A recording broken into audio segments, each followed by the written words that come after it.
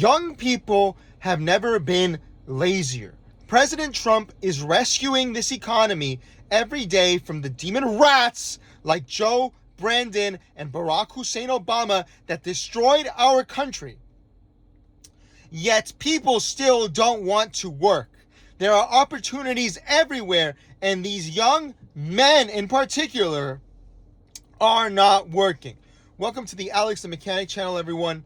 I'm Alex the Mechanic, and today we're talking about this problem, which is persisting, where young men in particular are not working. There are plenty of jobs available, and all they want to do is complain about how they don't have that perfect email job that pays $250,000. Well, there are plenty of jobs available, actually. Welcome, everyone. Today, this topic, the reason I'm bringing it up is because I was watching that demon rat, Bill Maher, who has been on the Republican side somewhat. You know, it's never too late to find your way in life. Thank you, Bill Maher, for recognizing that President Trump is a genius and he is fixing this country and protecting our allies like Israel better than any demon rat ever would. And he had on Mike Rowe, who is a hard-working man that you might know from the job show Dirty Jobs that a lot of people watched growing up, where Mike Rowe would go and interview people that had some of the hardest jobs in America. Mike Rowe was talking about how there isn't a job crisis, as demon rats like to tell you, as a bunch of young men who are pansies like to tell you. In fact, there's actually a labor crisis. Young men don't want to work. He was talking about how companies like Ford, a great American company that President Trump has really encouraged to hire American with these marvelous tariffs that are bringing jobs back to the country. He's telling the audience and Bill Maher here that what's happening now is that Ford is desperate. They have like 7,000 jobs that pay $120,000 a year to work at the Ford factory, and no one wants to do it. I don't understand what's going on here, ladies and gentlemen. These days, it seems like the young ladies want to work more than the young men.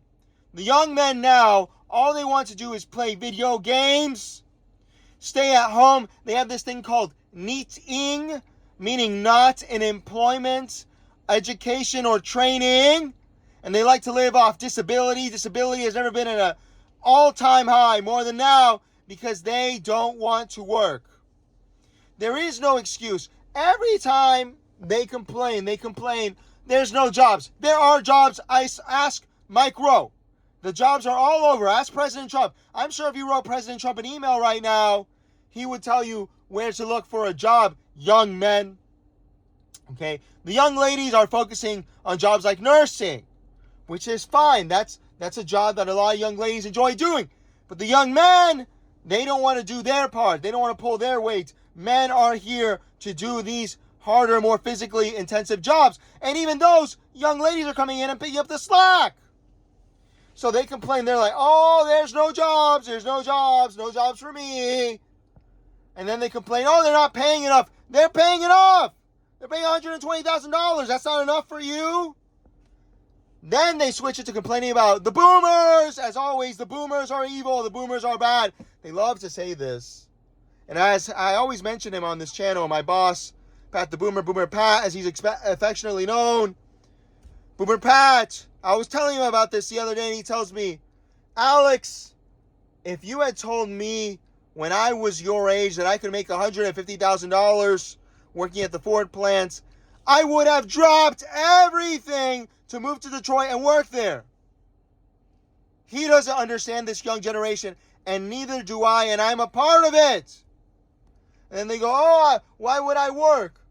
If I work, I can't afford all the nice things I want. I can't afford avocado toast. I can't afford, what else do they want? These fancy drinks at Starbucks. Well, sometimes you tighten your belt. Sometimes you grow up. You're not going to go out there living like Gavin Newsom, going in and eating at the French Laundry in your first job.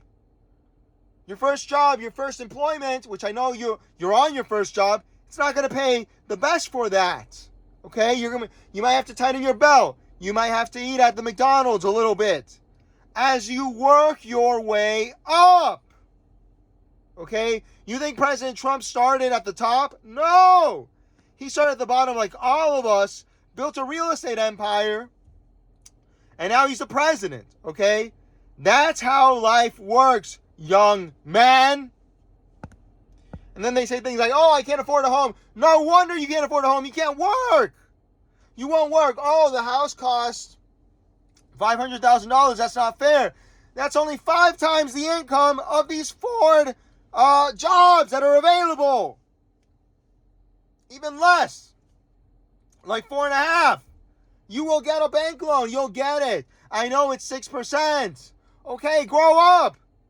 Boomers had 10%, 15%. Those boomers you love to hate. It's just a generation of lazy, entitled brats. I'm out here busting my butt every day, Patriots. Every day. I work 60-hour weeks. I work 80-hour weeks. Pat the Boomer and I, we don't take Sundays off. We're in the shop every day, fixing all kinds of cars, fighting against technology. But you, young men, won't do the bare minimum. And it takes someone like Mike Rowe to point out how ridiculous you're being. You should be ashamed. What a soft generation of pansies. Let me know what you think about this generation of soft men. They like to say that the boomers are the soft men. Soft men you won't even get on the job sites. Soft men. Let me know what you think about this generation of pansies and how they can be inspired to go to work. Especially want to hear from the boomers. Those hated boomers who are probably the last good generation that's still with us. I pray against the day that all the boomers leave us. So, thank you for tuning in. Leave us some stars on Facebook. Like, comment, and subscribe on YouTube and Facebook. I appreciate you, and I will see you guys next time.